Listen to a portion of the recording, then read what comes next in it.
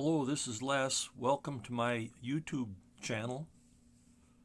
This video contains some footage on one of my little live steam locomotives. This one has a few different features. It has a different cab and it has a tender.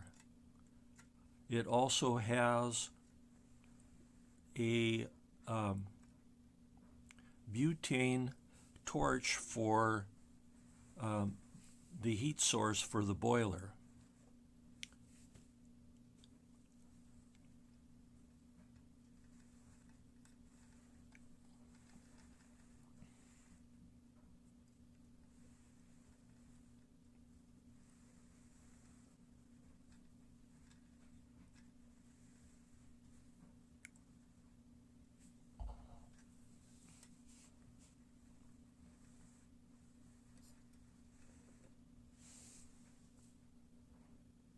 Here's a little video footage showing the yellow locomotive with the cab and the butane burner removed.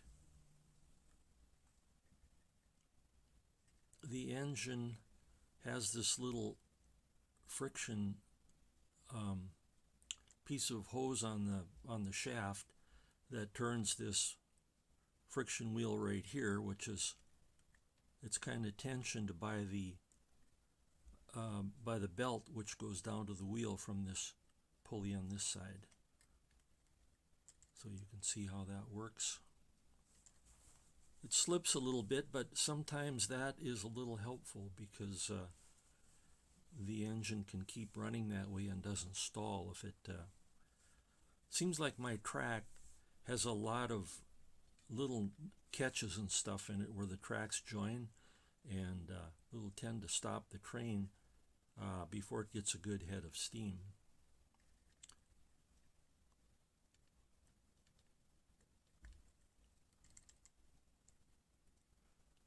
So here's the steam pipe coming out of the boiler, and then it goes to the other side and into the engine, and then this exhaust pipe on the top goes out this way, and blast pipe right here,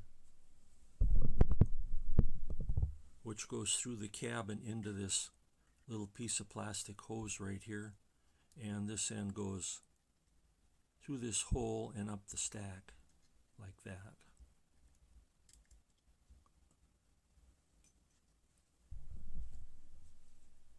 The flywheel has a little extension that goes out the side of the cab right here. This screws into the flywheel, and so that's how you can turn the engine to clear condensate. There's the hole in the cab right there, and the cab just goes over the top like that, and it's attached with two odd 80 machine screws, one on each side.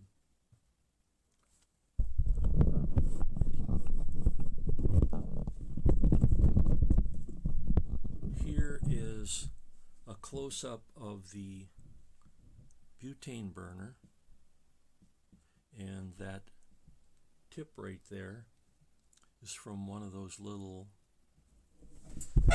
butane torches. They're quite inexpensive. I think they only cost a couple dollars. Basically, I take them apart and take those little tips out.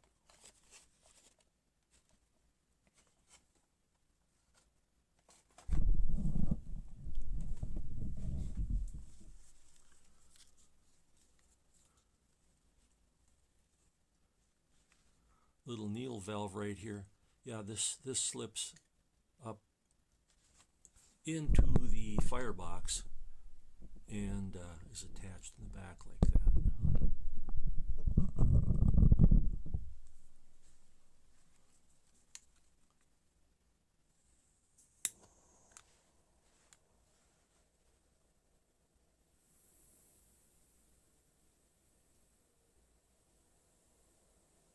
So that's the flame. It's a very tiny flame compared to the alcohol lamps in the other engines, but it's much higher temperature. This is an electronic igniter from a gas grill, and what I do is I just clip one of the wires on the track like that, and then I can insert this second wire up inside the firebox, and I guess you can't see the spark on there, but it's definitely sparking. And of course that isn't affected by oxygen. It doesn't go out, and it ignites the torch.